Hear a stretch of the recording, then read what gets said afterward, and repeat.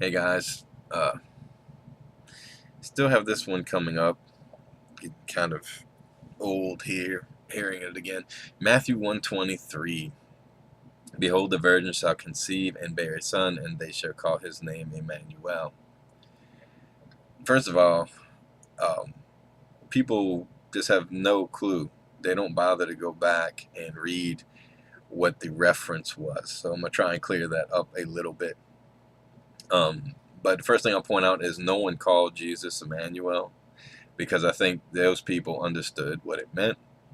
It doesn't mean God with us, like physically here in the flesh. Jesus is God with us, but it means that God is on our side, basically. God is with us, in other words. So the straight quote is from Isaiah 7:14, and it's used again in Isaiah 8. So I'll go to Isaiah 8 first, and it's verse 8, and it will sweep on into Judah, it will overflow and pass on, reaching even to the neck, and its outspread wings will fill the breadth of your land, O Emmanuel. Be broken, you peoples, and be shattered. Give ear, all of your far countries. Strap on your armor and be shattered. Strap on your armor and be shattered.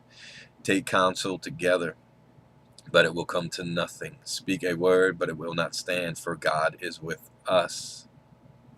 So verse 9 and 10 really are just explaining more of verse 8. And you see it overflows, reaches to the neck, it outspreads, the wings fill the breadth of the land.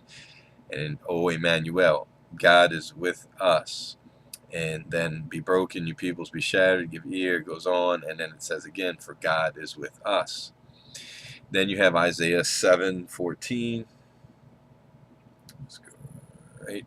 Therefore, the Lord himself will give you a sign. Behold, the virgin shall conceive and bear a son, and shall call his name Emmanuel. He shall eat. See, that's what people don't do. That stop right there. But you keep going. He shall eat curds and honey when he knows how to refuse the evil and choose the good. For before the boy knows how to refuse the evil and choose the good, the land whose two kings you dread will be deserted. Yahovah will bring upon you and upon your people and upon your father's house such days as have not come since the day of Ephraim departed from Judah, the king of Assyria. Now, so this is the first thing I would point out to Trinitarians is, first of all, this prophecy was given in Isaiah. And I'm not going to go into, what I think it means in Isaiah in great detail, but I just want to simply point out it has to mean something to them, first of all. Okay? And, it shall call his name.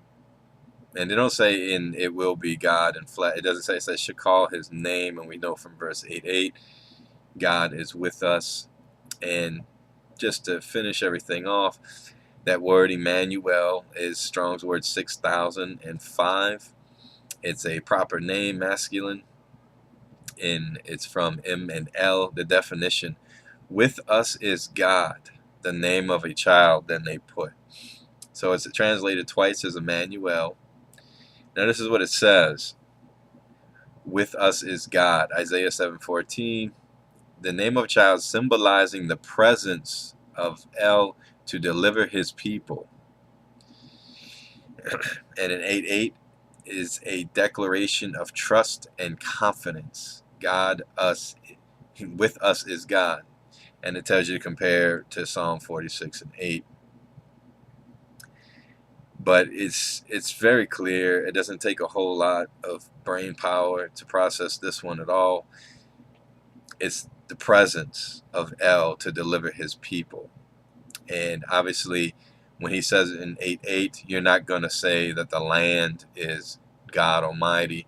And in 7:14, like I said, that's the point of calling his name Emmanuel. In other words, this king, and I think it's Hezekiah is what it's alluding to, will come up and bring these people out of what they are fighting with. But it has to mean something to the people in the Old Testament, and I think that's the first thing you have to understand. You have to understand what they understood, and they're applying the same thing to Jesus.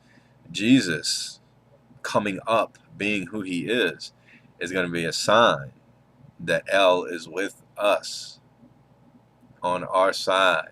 In other words, God has not abandoned us. This very person coming into existence is the sign that God has not forgotten about you. So Matthew 1:23 is not really a strong verse for Trinitarian thought, especially when you look into the back of it, because it's not a proper name of God. It's the presence. And the mere fact that this thing is taking place proves that God is with them. That's all it is saying. There's nothing in the text that would lead you to believe that it is God Almighty being in the flesh. That's not what was intended. And if it did, that's even funnier, because if it did mean that in Isaiah, then how come the New Testament people, and even the Jews, the ones who studied the law, how come they weren't looking for God coming in the flesh? How come they weren't looking for that? The reason they weren't looking for that is because they know what this phrase actually means. It means that this son, this person, is a symbol of prophetic blessing from God. The fact this very man exists is the fact that God has not abandoned them, and he is honoring his promises. Same thing with Jesus. The fact that Jesus exists is God with us is God. With us is God.